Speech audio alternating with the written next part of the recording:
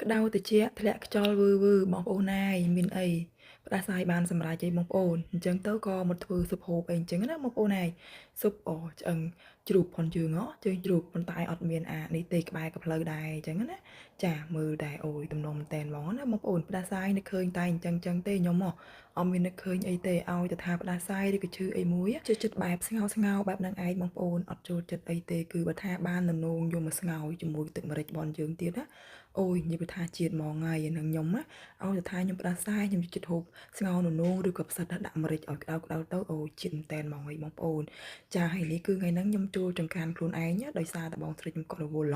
ឡើងចុះអញ្ចឹងទៅខ្ញុំក៏ធ្វើខ្លួនឯងហ្មងទៅបើចាំគាត់មិនដឹងថាម៉ោងប្រហែលមកដល់ផ្ទះគឺអត់បានហូបទេអញ្ចឹងក៏ខ្ញុំចាប់ដើមធ្វើខ្លួនឯងអីអញ្ចឹងណាបងប្អូនមើលទៅទំនងអត់សូមអធិស្ឋានផងដែរយូរចូលចង្ក្រានម្ដងបងហើយគឺដែលខ្ញុំបោះរៀលគឺបងស្រីខ្ញុំគាត់ថតសើចខ្ញុំអីអញ្ចឹងណាថាខ្ញុំហាន់ជីខុសអីចឹងទៅ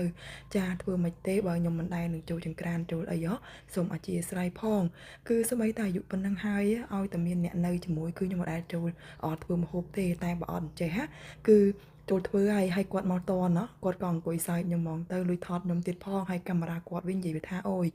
ខុសពីការពិតហ្មងហើយថតខ្ញុំឃើញអាក្រក់ប៉ុន្តែនៅចង់ផុសអីអញ្ចឹងណាខ្ញុំមុខមាត់គឺអត់សំខាន់ទេឲ្យតែថានៅខាងក្រៅយ៉ាងម៉េចគឺយ៉ាងនឹងហើយក្នុងកាមេរ៉ា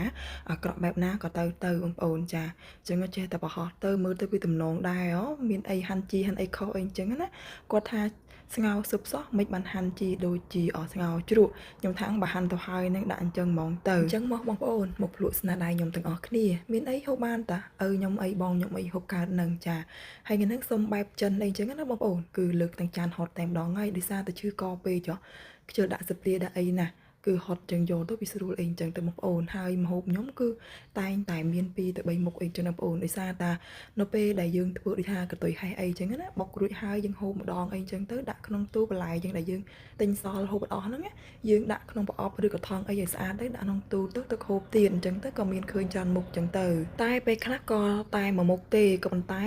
ភាគច្រើនគឺ2មុខឡើងអញ្ចឹងណាបងប្អូនតែថាខ្ញុំម្នាក់ឯងឬក៏ខ្ញុំធ្វើអីខ្ញុំធ្វើតែមួយមុខទេគឺខ្ជិលណាស់បងប្អូនហើយបើសម្លត្រូវតែមានរបស់ក្រៀមអីអញ្ចឹងទៅតែបើថាម្ហូបក្រៀមក្រោះហ្មងគឺតែមួយមុខហ្នឹងទៅបានហើយ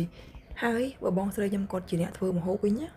គឺគាត់ប៉ុណ្ណាអាចជប់នឹងបើថាមានទឹកសម្លហើយគាត់ធ្វើនេះធ្វើនោះធ្វើឲ្យបានមុខទៀតអីចឹងទៅមានឆាឬក៏មានត្រីចៀនឬក៏ប្រហុកអីហ្នឹងឯងគឺគាត់ដាក់មកហើយគាត់អាចធ្វើតែមួយមុខបានទេតែបើខ្ញុំវិញ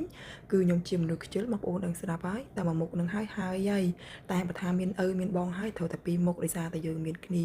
តែបើម្នាក់ឯងវិញអីក៏ទៅដែរមួយមុខក៏ទៅដែរអត់ចាំអីច្រើននេះបងហើយបើបងប្អូនចង់ហូបស៊ុបឆ្ងាញ់អីអាចមើលតាមខ្ញុំបានណាបងប្អូនខ្ញុំប្រាប់វិធីហូបស៊ុបឆ្ងាញ់ដល់បងប្អូនមួយបងប្អូនយកកូនចានមួយមកដួសដាក់ចានបែបហ្នឹងទៅលើកហត់ដូចខ្ញុំមកអូយនិយាយថាអូយឆ្ងាញ់ជាតិមែនតើហ្មងណាបងប្អូនបោះជឿទេសាក់ធ្វើតាមខ្ញុំគឺជាតិមែនហើយវីដេអូខ្ញុំក៏មានតែប៉ុណ្្នឹងឯងបើពេញចិត្តសូមកុំភ្លេច follow page របស់ខ្ញុំម្នាក់មួយផងដែរអរគុណបងប្អូនទាំងអស់គ្នា